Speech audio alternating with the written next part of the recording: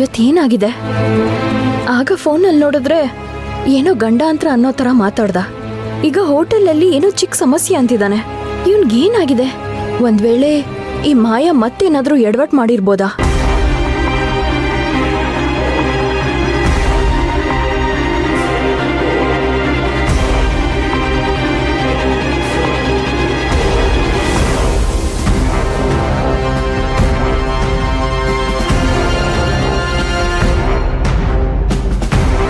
ಕೃಷ್ಣ, ಒಂದ್ ನಿಮಿಷ. ಹೀಗೆ ಕೇಳ್ತಿದ್ದೀನಿ ಅಂತ ತಪ್ಪು ತಿಳ್ಕೊಬೇಡ. ಏನಾಗಿದೆ ನಿನಗೆ? ಯಾಕಿವತ್ತು ಒಂಥರ ವಿಚಿತ್ರವಾಗಿ ಆಡ್ತಿದ್ಯಾ? ಅದೇನು ಇಲ್ಲ ಅಂತ ಹೇಳಿದ್ನಲ್ಲ, ಮತ್ತೆ ಮತ್ತೆ ಅದನ್ನೇ ಕೇಳಿದ್ರೆ ಏನು ಹೇಳಿ ನಾನು? ಇಲ್ಲ ಕೃಷ್ಣ, ನಾನು ನಿನ್ನನ್ನು ಎಷ್ಟು ಪ್ರೀತಿಸ್ತೀನಿ ಅಂತ ನಿನಗೂ ಚೆನ್ನಾಗಿ ಗೊತ್ತು. ನಿನಗೆ ಸಂಕಟ ಆದರೆ ನನಗೂ ಸಂಕಟ ಆಗುತ್ತೆ, ನಿನಗೆ ತೊಂದರೆ ಆದರೆ ನನಗೂ ತೊಂದರೆ ಆಗುತ್ತೆ. ನೀನು ನನ್ನಿಂದ ಏನೋ ವಿಷಯ ಮುಚ್ಚಿಡ್ತಿದ್ಯಾ? ಆ ಥರ ಏನಾದರೂ ಇದ್ರೆ ಹೇಳು, ನಾವಿಬ್ರು ಒಟ್ಟಿಗೆ ಎದುರಿಸೋಣ. ಹೀಗೆಲ್ಲ ಮುಚ್ಚಿಡ್ಬೇಡ ಪ್ಲೀಸ್. ಈಗ ನಾನು ಏನು ಮುಚ್ಚಿಟ್ಟಿದ್ದೀನಿ? ಆಗ ಫೋನ್ನಲ್ಲಿ ಏನೋ ತೊಂದರೆ ಆಗಿದೆ ಅಂತ ಅಂದ್ಯಲ್ವಾ? ಏನಾಗಿತ್ತು? ನಿನ್ನ ಮಾತಿನ ದಾಟಿ ನೋಡ್ತಿದ್ರೆ ನನ್ಗೆ ಯಾಕೋ ನೀನ್ ಸುಳ್ಳು ಹೇಳ್ತಿದ್ಯಾ ಅಂತ ಅನಿಸ್ತಾ ಇದೆ. ಏನಾಯ್ತು ಅಂತ ನಿಜ ಹೇಳು. ಒಂದ್ ವೇಳೆ ಮದುವೆ ಏನಾದರೂ ಆದ್ರೆ ಜ್ಯೋತಿಷರು ಹೇಳ್ದಂಗೆ ಮನೆ ಹೊಡೆದೋಗ್ಬಿಡುತ್ತಾ? ಕೃಷ್ಣ, ನಾನು ಇಷ್ಟು ಮಾತಾಡ್ತಿದ್ರು ಏನ್ ಯೋಚನೆ ಮಾಡ್ತಿದ್ಯಾ? ನಾನು ನಿನ್ನ ಮದ್ವೆ ಆಗೋ ಹುಡುಗಿ ಕಣೋ, ನಿನ್ನ ಪ್ರೀತಿ ಮಾಡೋಳು. ಪ್ರೀತಿಸಿದವ್ರ ಹತ್ರನೇ ಸುಳ್ಳು ಹೇಳ್ಬೇಡ.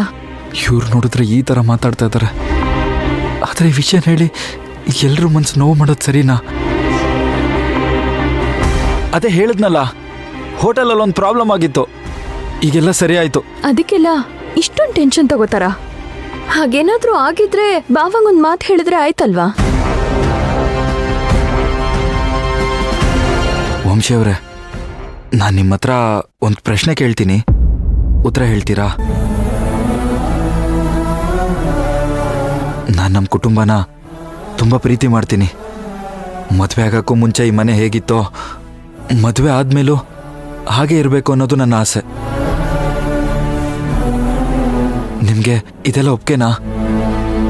ನಮ್ಮ ಕುಟುಂಬದ ಮೇಲೆ ನಿಜವಾಗ್ಲೂ ನಿಮ್ಮ ಅಭಿಪ್ರಾಯ ಏನು?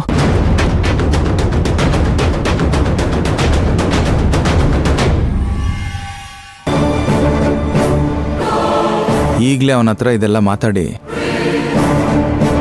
ಕೇಳ್ಕೊಂಬಿಡೋದು ಒಳ್ಳೇದು. ಮಾಯ ಹೇಳೋ ಥರ ಇವನು ಇದನ್ನೆಲ್ಲ ಕೇಳಿದ್ಮೇಲೂ ಇದಕ್ಕೆಲ್ಲ ಒಪ್ತಾನೆ ಅಂತ ನನಗನ್ಸಲ್ಲ.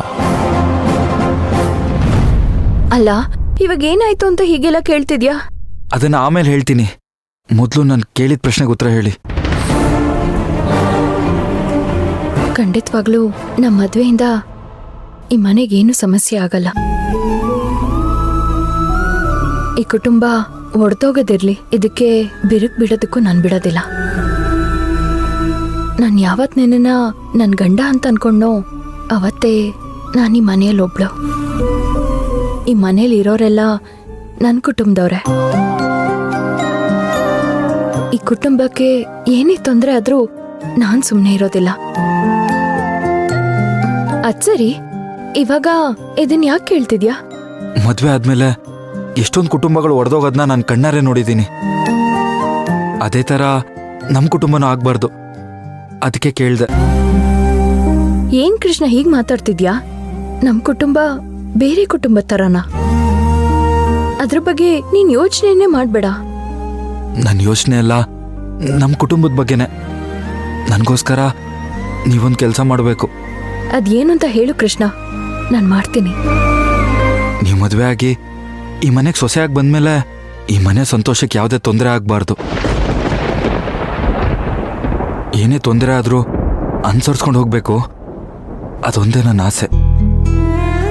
ನಮ್ಮ ಅಣ್ಣ ಕೂಡ ಇದನ್ನೇ ಬಯಸ್ತಾನೆ. ನಮ್ಮ ಕುಟುಂಬ ಯಾವಾಗಲೂ ಇದೇ ಥರ ಖುಷಿ ಖುಷಿಯಾಗಿರಬೇಕು. ಕೃಷ್ಣ, ನೀನ್ ಈ ವಿಷಯದ ಬಗ್ಗೆನೇ ಯೋಚನೆ ಮಾಡ್ತಿದ್ರೆ ನಾನು ಖಂಡಿತವಾಗ್ಲೂ ಹೇಳ್ತೀನಿ, ನಮ್ಮ ಕುಟುಂಬ ಈಗಿರೋ ಥರನೇ ಯಾವಾಗ್ಲೂ ಸಂತೋಷವಾಗೇ ಇರುತ್ತೆ.